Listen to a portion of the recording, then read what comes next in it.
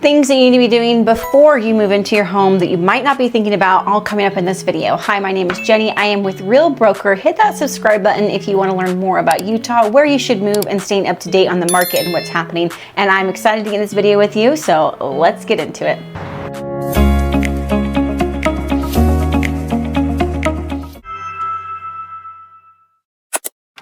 I have left a PDF document link down there below if you are interested in downloading a PDF document on giving you the list of to-dos before you should move into a home. Let's go through some of them, okay? Before you move into a home, hopefully you've done the inspection, hopefully you've tested the radon. That's something I highly recommend in moving in Utah. Test the radon in the home. If you want to test for mold, you can do that. Test for asbestos, all those different things. It does come as an out-of-pocket expense from you in order to do those type of inspections, but hopefully you did those inspections and you did some negotiations with the sellers on knowing if there are any hazard and safety concerns that need to be addressed, whether it was money that was transferred or the fixes that were actually made, and then the appraiser approved all those. Hopefully all of that got handled. If you got some money transferred, make sure to set up for those things. For example, when I moved into this home, I knew that one of my 2-pane windows was leaking because the sun was directly coming on it, and that window is going to cost me about $2,000 to replace because it's a very large window. And so I just got a cash number from the sellers in order to replace that window when I moved in. Have I replaced it? No. Should I? Absolutely, because that heat just keeps seeping into my home and costing me more expenses and utilities. So making sure you're getting on the list of to-dos, that one is definitely one of them if you're getting money exchanged. Here are a couple fun things to pay attention to, okay? Changing the locks. When you're moving into a new home, always change the new locks. You never know if the last sellers are holding onto their keys or if they know the garage codes. You could even change the whole system of the garage codes if that's what you want to do. I have a smart one, which is really nice, has like a little camera on it, so I know who's coming up to my garage. So there's definitely different options out there. The garage codes and the garage equipment is not a essential need to be transferred between the seller and the buyer. In fact, it's considered private property. That and the thermostat, things that, and the ring door camera, things that might be set up from the seller's standpoint where they purchased it, they own the fees, the monthly fees that are associated with it, they have the app portal on their back end. They're not expected to transfer those things to you. So make sure you keep in mind if you do want something like that, the camera on your door and a ring door camera, or if you want a thermostat, or if you want a specific garage door opener, get those things before you move in and maybe install them before your movers even come in, so things are nice and smooth and moving forward depending on the closing date. Working with me, I am someone who definitely considers the move-in process and usually giving you more time if you're the seller to move out and giving it an extra days to be able to buy that home and move forward. All that's going to depend on if you need that money from the sell in order to move to the buy though as well. So there's a lot of different things at play, and I make sure to take your timeline and understanding what your situation is so that your moving isn't stressful. That's the last thing that we want. Deep cleaning the house. Okay, this is something I offer if you are interested in a service, is helping you either clean the house that you're moving from or clean the house that you're moving into. According to the real estate purchase contract, it is broom swept clean, which means they don't have to have everything perfect to your par. They just have to have it clean, a broom swept clean. By definition, that might be different for you. So you might need to have some extra time to be able to go in and clean that place. Some people like to disinfect it to make sure that the germs aren't carrying over, especially if you're moving in the winter time. So make sure you prepare for that. Get those cleaners scheduled or get yourself scheduled to get in there for that little bit of time frame that you might have before the moving and the objects start coming into the home.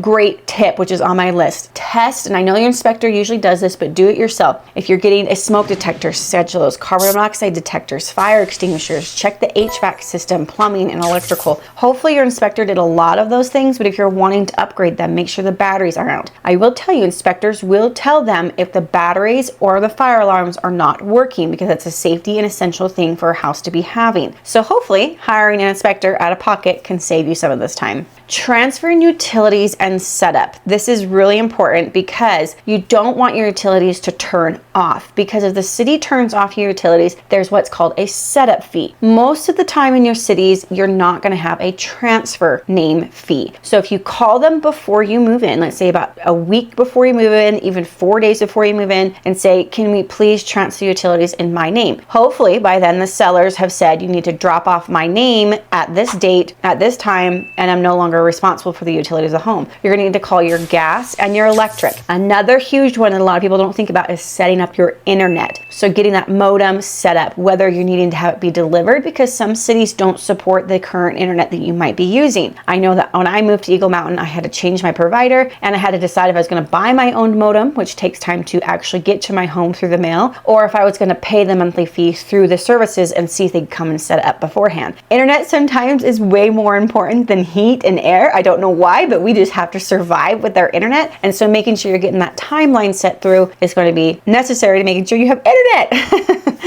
If you have any repairs or things that need to be upgraded, let's say you want to go in there and you want to paint some walls, that's something to do before you move in if you have some time frame to do that. You want to change some light fixtures, or you want to fix a railing or paint a railing on the outside of the home. Just prepare to know the list of what you want to do. You've already got so much going on as far as the documentation and buying the home, having to box it up, having to find the movers. There's a lot on your plate, so get yourself prepared so you're not as stressed the day of the move. Updating your address. Updating your address is really important. You can just call the mailing service and say universally, I need to cancel any mail coming to my current address, and you need to forward it to my new address. This is something that the Postal Service is very, very commonly known for doing. Utah also has a lot of mailboxes now where it's a community mailbox where you have a key and you have to open it. So making sure you've got enough of a utility bill, or you've got your closing documents that the post office can see to be able to get that mailing key changed and upgraded. You don't want any past sellers to have access to that mail key, and a lot of times the sellers aren't going to leave them behind. It's something that they don't think about leaving behind. Garage door openers, not something that they have to leave behind. So if they aren't leaving them behind, know that they're not in the wrong on doing that, but you could definitely ask them and work through the agents and me and say, can you please let me know where the mail key is going to be at, and the garage door opener key, and the rest of the house keys are going to be at. And for me, typically it's just in a kitchen drawer.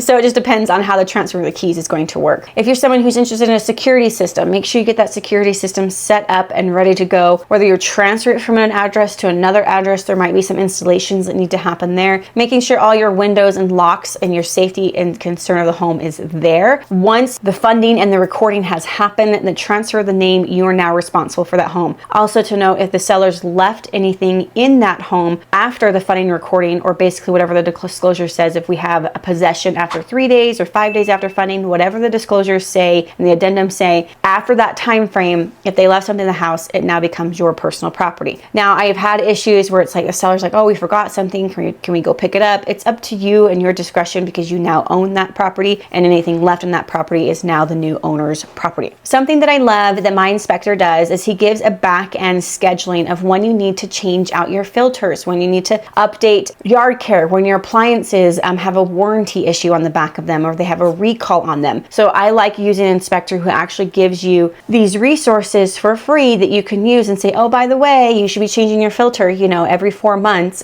or every 6 months, or for some people only once a year. It can be very detrimental to your HVAC system. So set yourself up in a schedule before you move in. That way you've got that fresh mind of like, okay, we have a new filter, we have our appliances don't have any warranties on them that need to be figured out. We can take advantage of a home warranty and any things that might need to, making sure we're taking care of. If there's a plumbing break, you can have home warranties take care of that as well. There's a lot of different things, making sure you're set up for success. Homeowner's insurance. Now, usually the mortgage lender will set up the homeowner's insurance because it is a requirement to buy a home. And so usually they find a really good back end company to work with within your budget. But if you're wanting someone else besides what the mortgage person is going to refer, then you need to let the mortgage person know, hey, we want to keep the same insurance, we need to transfer it over, have all of that happen before you get to the closing table. Something fun is organizing and knowing where you're going to be putting items in what areas and what places, just for your mental mind. If you need to buy some storage containers, some organization things, because it's going to be a new home, it's going to be new functions, new closets, new areas, new places of where things are going to go. And so get that in your mind beforehand so you can be organized and know what you want to do. Definitely helps with a lot of stress. Another fun thing is just get to know the neighbors. You don't have to be moved into the home to know the neighbors. If you're going to be moving into the home, you want to attend a religious service that week to get to know neighbors, you can do that. If you want to go visit the schools and visit the teachers before your kids even have to jump into the school, hopefully we're doing that anyway, right? But